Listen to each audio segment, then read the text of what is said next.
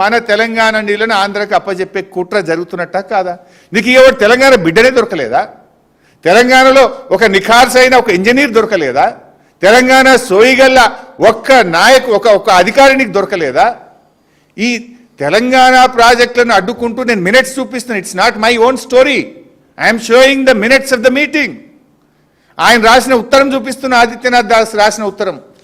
మన కాళేశ్వరం వద్దంటాడు, మనకు మంచినీళ్ళు వద్దంటాడు, మన దేవాదులను వద్దంటాడు, ఆదిలాబాద్కు నీళ్ళు ఇచ్చే తుపాకులగూడెం వద్దంటాడు,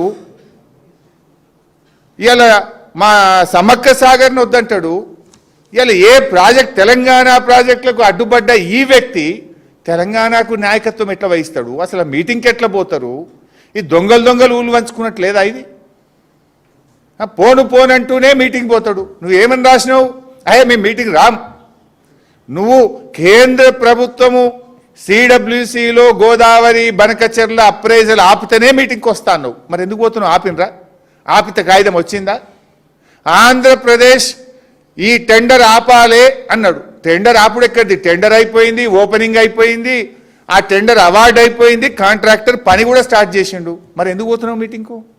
మళ్ళీ ఒక సంతకం పెట్టి ఒప్పుకొని రానిక? అంటే ఈరోజు తెలంగాణ నీటి హక్కులను గంపగుత్తగా ఆంధ్రప్రదేశ్కి అప్పచెప్పే కుట్ర జరుగుతూ ఉంది. నిజంగా చెప్పాలంటే కేసీఆర్ గారి నాయకత్వంలో గోదావరి మీద 400 టీఎంసీలు కేంద్రం నుంచి అనుమతి తెచ్చినాం. 10 డిపిఆర్లు పంపినాం. గోదావరి మీద 10 డిపిఆర్లు ఢిల్లీకి పంపి 7 ప్రాజెక్టులకు అనుమతులు తెచ్చింది బీఆర్ఎస్ ప్రభుత్వం. 400 టీఎంసీల నీళ్ల హక్కులను సాధించింది బీఆర్ఎస్ ప్రభుత్వం. అరే నువ్వు 2 నెలలు అయింది, ఒక్క డిపిఆర్ పంపింది లేదు, ఒక్క అనుమతి తెచ్చింది లేదు. మేము 10 పంపి 7 తెచ్చినాం.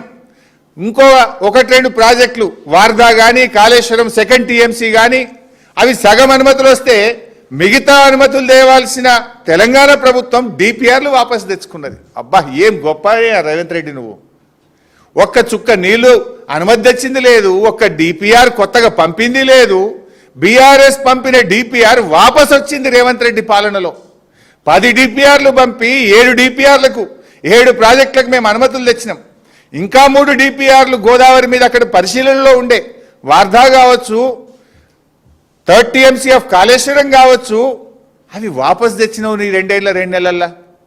అంటే అవి వాపసు తెచ్చుకుంటావు, నల్లమల్ల సార్కు జెండా ఊపుతావా? ఇంత నీళ్లు గోదావరి నీళ్లు దారదత్తం చేస్తావా? మేం చూస్తూ ఊరుకోం.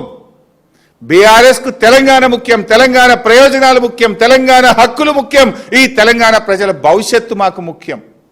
నీకు సోయి లేదేమో కానీ మాకు తెలంగాణ సోయి ఉన్నది. తెలంగాణకు అన్యాయం జరుగుతుంటే గర్జిస్తాం, ప్రశ్నిస్తాం, అవసరమైతే కేసీఆర్ నాయకత్వంలో మరో పోరాటానికి శ్రీకారం చుడతామని హెచ్చరిస్తా ఉన్నాం. ఈరోజు మేము ఒకటే సూటిగా డిమాండ్ చేస్తున్నాం. ఇవాళ నువ్వు చంద్రబాబుతో దోస్తీ కట్టి తెలంగాణకు తీరని అన్యాయం చేసేందుకు సిద్ధమైతే రేవంత్ రెడ్డి మేం చూస్తూ ఊరుకోము. తెలంగాణ నీటి హక్కులను కాలరాయడానికి ఆంధ్రప్రదేశ్ ఒత్తిడితో కేంద్ర ప్రభుత్వం నిర్వహిస్తున్న ఈరోజు ఢిల్లీలో జరగనున్న సమావేశాన్ని బైకాట్ చేయాలని బీఆర్ఎస్ పార్టీ డిమాండ్ చేస్తుంది. ఎందుకు బైకాట్ చేయమంటున్నాం? నువ్వే రాసిన ఉత్తరం. కేంద్రం హామీ ఇస్తే ఆంధ్రప్రదేశ్ పనులు ఆపుతూనే మీటింగ్కి వస్తాను. కేంద్రం నీకు హామీ ఇస్తే బయటపెట్టు, ఆంధ్రప్రదేశ్ పనులు ఆపుతూ నీకు ఉత్తరం రాస్తే దాన్ని బయటపెట్టు. ఆ రెండూ జరగకుండా నువ్వు డూడు బస్వన్న లాగా తల ఊపడానికో, దొంగ చేతికి తాలపు చేయిలిచ్చి తెలంగాణ ప్రాజెక్టులను వ్యతిరేకించిన ఆదిత్యనాథ్ దాస్ను ఇవాళ నువ్వు ఢిల్లీకి పంపడం అంటే తెలంగాణకు ద్రోహం చేయడమే. ఈ మీటింగ్ను బాయ్కాట్ చేయాలని బీఆర్ఎస్ పార్టీ డిమాండ్ చేస్తూ ఉంది. ఒకవేళ మీరు మీటింగ్ బాయ్కాట్ చేయకుండా తెలంగాణ హక్కులను కాలరాస్తే బీఆర్ఎస్ పార్టీ మరొక పోరాటం చేయవలసి వస్తుందని చెప్పి కూడా మేము హెచ్చరిస్తూ ఉన్నాం. కేసీఆర్ పాలనలో ఇది మేం చెప్తున్నది కాదు. నిన్న ఢిల్లీలో పార్లమెంట్లో ఎకనామిక్ సర్వే రిపోర్టు కేంద్ర ప్రభుత్వం అధికారికంగా పార్లమెంట్లో పెట్టిన రిపోర్టు చెప్పింది. ఏం చెప్పిందో మీకు తెలిసి రిపోర్ట్లో కేంద్ర ప్రభుత్వమే చెప్పింది. ఇవాళ తెలంగాణ అద్భుతమైన ప్రగతిని సాధించింది.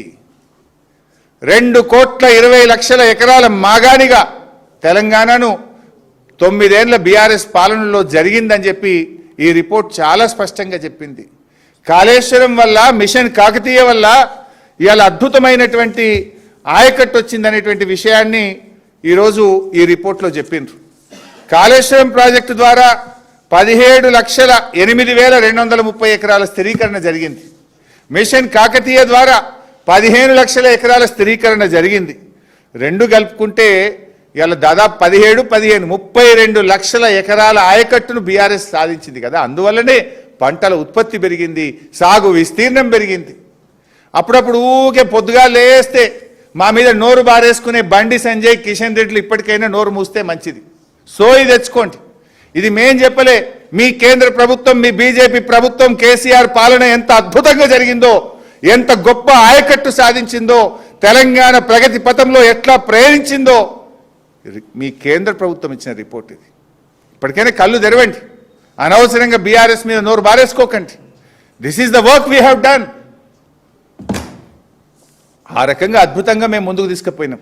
కానీ బాధ కలిగేది ఏంటంటే మేమేమో నీళ్ళు ఇచ్చే ప్రయత్నం చేస్తున్నాం, రేవంత్ రెడ్డి ఏమో నీళ్ళు ఇచ్చిపెట్టిండు, ఆంధ్రాకు నీళ్ళు ఇచ్చే ప్రయత్నం చేస్తుండ్రు.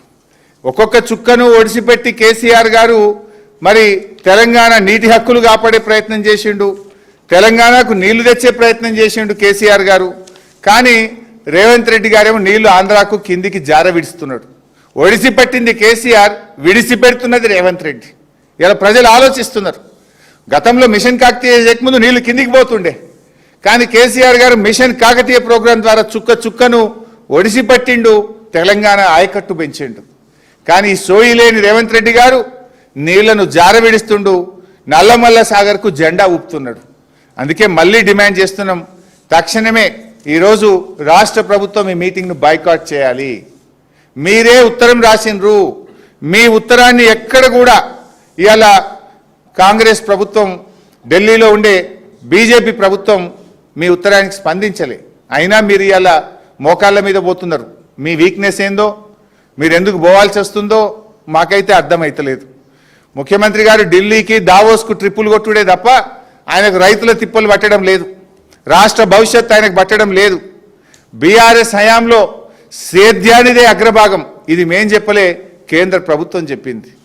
కానీ ఇప్పుడేమైతుంది, చోద్యం చూడడం తప్ప ఈ సీఎంతో ఏమైతలేదు. ఆంధ్రప్రదేశ్ మన ప్రాజెక్టులు అడ్డుకుంటుంటే, అక్రమ ప్రాజెక్టులు నిర్మిస్తుంటే, ఆంధ్రప్రదేశ్ గోదావరి జలాలను తరలిస్తుంటే చోద్యం చూడడం తప్ప ఈ ముఖ్యమంత్రితో ఏమీ కూడా